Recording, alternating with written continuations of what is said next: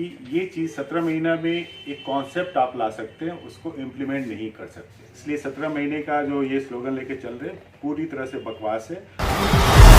आप देख रहे हैं जनपद न्यूज, न्यूज एंड व्यूज। नमस्कार, मैं हूं राकेश और आप देख रहे हैं जनपद न्यूज। अभी मैं हूं BJP media panelist doctor Manoj Kumar के पास। वो बता देते हैं कि तेजस्वी यादव ने जो जन विश्वास यात्रा निकाला है उसमें बार बार वो बोलते जा रहे हैं कि बीजेपी केवल धन बल के ऊपर पार्टी को तोड़ रही है। मनोज झा उनका साफ साफ कहना है कि बीजेपी केवल धन बल के ऊपर काम कर रहा है। अभी जानेंगे डॉक्टर मनोज कुमार से कि इसके बारे में उनकी राय क्या है, वो क्या इसमें कहना चाहते हैं, क्योंकि बार बार तेजस्वी यादव तो ये बोलते चल रहे हैं कि अभी तो खेला नहीं हुआ, अभी खेला होना बाकी है। तो चल के जानते हैं डॉक्टर मनोज कुमार से, जो बीजेपी मीडिया पैनलिस्ट हैं, उनसे जानेंगे आखिर तेजस्वी यादव की इस बात पर उनका जवाब क्या है, वो क्या बोलना चाहते हैं। आज चल के जानते हैं उनसे। 3 तारीख को तेजस्वी रैली कर रहे हैं, जन विश्वास यात्रा पर हैं। दूसरी तरफ प्रधानमंत्री नरेंद्र मोदी 2 तारीख को बेगूसराय और औरंगाबाद। क्या इसको माना जाए कि ये ताकत प्रदर्शन, या माना जाए शंखनाद, या माना जाए क्योंकि तेजस्वी ने चैलेंज किया है कि 3 की जो रैली होगी वो बेहद ऐतिहासिक होगी। इसको कैसे ले रहे हैं डॉक्टर मनोज? देखिए, राजनीति में सब लोग अपना प्रदर्शन करता है और सबकी प्रयास रहती है कि जनता से जुड़े, लेकिन आप मानते हैं कि जो भी सरकार में है वो जनता के आदेश से ही है, जनता के प्यार और दुलार से ही है। हमारे प्रधानमंत्री जी आज विश्व के जाने माने नेता हैं, उनकी तुलना मुझे लगता है कि तेजस्वी यादव जी से करना ठीक नहीं है। दोनों अपना अपना काम कर रहे हैं। तो एक प्रधानमंत्री जी हमारे प्रधानमंत्री के चेहरा हैं और तेजस्वी यादव का एमपी का एक सीट भी नहीं है, तो दोनों का तुलना करना ही बेकार है। तो अभी तेजस्वी यादव जी को काफ़ी मेहनत करने की ज़रूरत है। बहुत मेहनत करेंगे तो कहीं कुछ सफलता मिले, लेकिन अभी तक जो हालत दिख रहा है वैसे में 40 सीट जो है वो एनडीए गठबंधन को जाने की संभावना है। तेजस्वी यादव बोल रहे हैं कि 17 साल बनाम 17 महीना, 17 साल में भाजपा और जदयू ने उतना काम नहीं किया जितना हमने करके दिखाया है। ये जनता के बीच में जा रहे हैं और हजारों हजार की संख्या में उनके लोग सुनने आ रहे हैं, उनसे मतलब जुड़ रहे हैं। देखिए, ये सब जो मोबिलाइजेशन भी होता है, भीड़ जुटाना एक कला भी आप जानते हैं अच्छी तरह से। तो वो भीड़ हमेशा आकलन नहीं होता है कि वो भीड़ बिल्कुल ही वोट में कन्वर्ट करेगा। तो वोट करने जाने वाले और जो करते हैं, जैसे कि भाजपा के वोटर्स रोड पे आमतौर पे नहीं आते। जैसे मान लिए कि मैं ही डॉक्टर्स का चिकित्सा प्रकोष्ठ का ये था, मैं रोड पर अगर कॉल करूँ डॉक्टर्स को तो कभी नहीं आते थे, 2-4 डॉक्टर ही आते थे। इसका मतलब ये नहीं कि चिकित्सकों का समर्थन जो भाजपा को नहीं था। तो उनकी जो हो सकती है कि ये जो मैनेजमेंट है भीड़ जुटाने की, वो टीम लगी होगी, भीड़ जुटा रही होगी।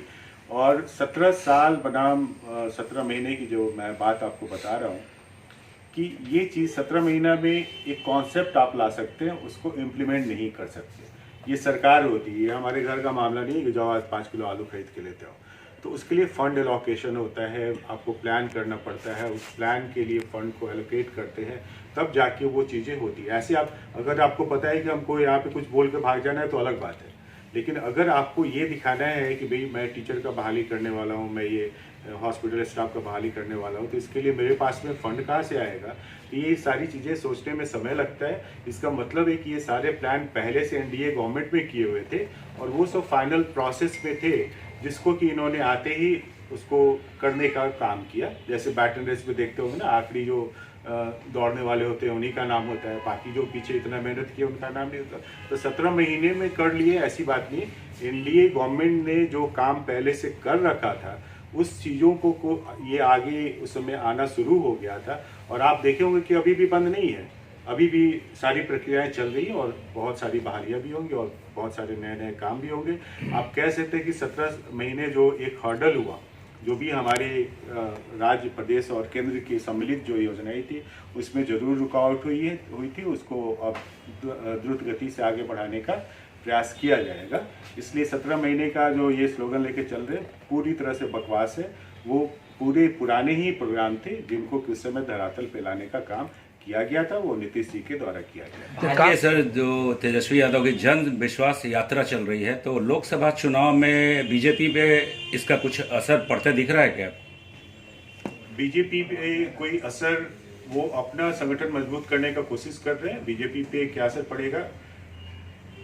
कुछ वोटर्स होते हैं जिनको मोबिलाइज आप कर सकते हैं, लेकिन आज के दिन में प्रधानमंत्री जी का इतना प्रभाव है, मैं बार बार आपको बताऊंगा, उसमें भी जिस तरह से हम लोग 400-500 साल की सांस्कृतिक गुलामी से बाहर आए, हम लोग का श्री राम मंदिर जो बना, हमारी जो विकास की धाराएं बह रही हैं, हमने 370 हटाया, हमने सेना को मजबूत किया, हमने अंतरिक्ष में अपने आयाम नए आयाम स्थापित किए, हमने रोजगार की अनेकों योजनाएं शुरू की।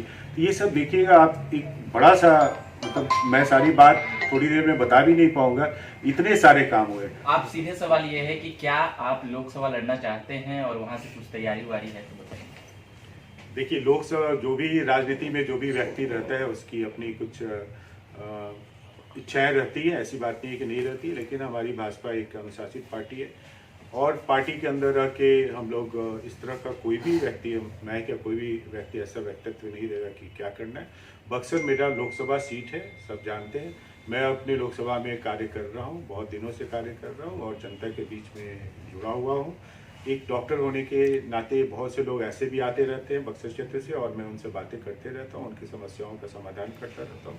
तो एक जुड़ाव बना हुआ है और पार्टी नेतृत्व कभी युवा वर्ग की तलाश करेगी। हमारे जो शीर्ष नेता वहाँ पे हैं, उनको मान लीजिए कोई अच्छी दायित्व मिलती है और वहाँ पे परिवर्तन का कोई आसार होता है, तो हम लोग की संभावनाएं जरूर बनेंगी और हम भी इच्छा रखते हैं कि वहाँ का लोकसभा चुनाव लड़ने का मौका अगर पार्टी अगर आदेश देती है तो हम जरूर इसके एक्सेप्ट। हमारे माननीय प्रधानमंत्री जी तीसरी दफे भारी बहुमत से अब की बार 400 पार का जो हमारा नाता है उसको पूरा करते हुए वो प्रधानमंत्री। हमने सुना कि जो बीजेपी के media panelist doctor Manoj Kumar के साथ साथ कहना कि तेजस्वी यादव केवल चुनाव के समय न दिखते हैं और इनका ये बार बार होता है कि केवल चुनाव के समय हम दिखें, उसके बाद ये इन प्रकार सत्ता में आ जाएं। लेकिन बीजेपी की जो टीम है, बीजेपी के जो दल हैं, वो पूरी मेहनत कर रहे हैं और इस बार जो सुन रहे हैं बार बार कि अब की बार 400 पार, तो बीजेपी के इस लोकसभा चुनाव में 400 पार होना तय, क्योंकि बीजेपी के जितने कार्यकर्ता हैं वो जितनी मेहनत कर रहे हैं वो तो उतना तो तेजस्वी यादव खुद नहीं कर रहे हैं, तो ये इस बार 400 पार लगभग तय है। तो ऐसे ही तमाम खबरों के लिए बने रहे जनपद न्यूज़ के साथ। कैमरा पर्सन सौरभ के साथ मैं राकेश, जनपद न्यूज़, पटना।